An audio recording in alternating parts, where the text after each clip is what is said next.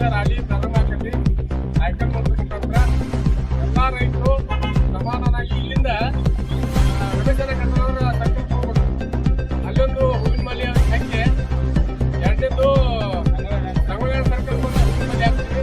ಆ ನಂತರ ಮಹದೇವಪುರಕ್ಕೆ ಬಸವೇಶ್ವರ ಸರ್ಕಲ್ ಎಲ್ಲರೂ ಸಮಾಧಾನಾಗಿ ಎಲ್ಲರೂ ಸೈಲೆಂಟ್ ಕರೆಕ್ಟ್ ಆಗಿ ಎಲ್ಲರೂ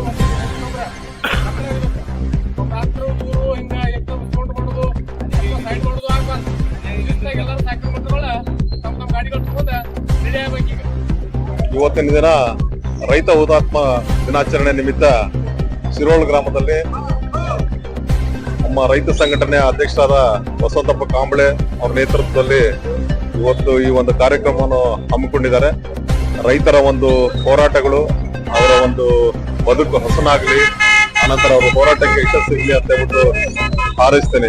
ರೈತರಿಗೆ ಈ ವರ್ಷ ಏನಿದೆ ಬೆಳೆ ಸ್ವಲ್ಪ ಮಳೆ ಕುಂಠಿತ ಆಗಿರೋದ್ರಿಂದ ಮುಂದಿನ ದಿನಗಳಲ್ಲಿ ದೇವರು ಒಳ್ಳೆ ಒಂದು ಮಳೆಯನ್ನು ನೀಡ್ಲಿ ಅಂತ ಹೇಳ್ಬಿಟ್ಟು ಪ್ರಾರ್ಥನೆ ಮಾಡ್ತೀನಿ. ನಮ್ಮ ಪೊಲೀಸ್ ಇಲಾಖೆ ವತಿಯಿಂದ ಎಲ್ಲರಿಗೂ ಕೂಡ ಶುಭಾಶಯಗಳನ್ನ ಈ ಸಂದರ್ಭದಲ್ಲಿ ಹೇಳಲಿಕ್ಕೆ ಇಷ್ಟಪಡ್ತೀನಿ. 46ನೇ ರೈತ ಹುತಾತ್ಮರ ದಿನ ಇವತ್ತು ಈ ವರ್ಷದ್ದು.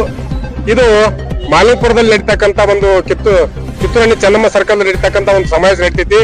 ಈ ಶಿವದಿಂದ ಏನ್ ರೈತರು ಸಾವಿರಾರು ಸಂಖ್ಯೆ ರೈತರೆಲ್ಲ ಸೈಕಲ್ ಬೈಕ್ ಮುಖಾಂತರ ರ್ಯಾಲಿ ಪ್ರಾರಂಭ ಮಾಡಿವಿ. ಅಲ್ಲಿ ಸಮಾವೇಶ ನಡೀತೈತಿ. ಅದಕ್ಕೆಲ್ಲ ರೈತರು ಹೆಚ್ಚಿನ ಸಂಖ್ಯೆಯಲ್ಲಿ ಬರಬೇಕು.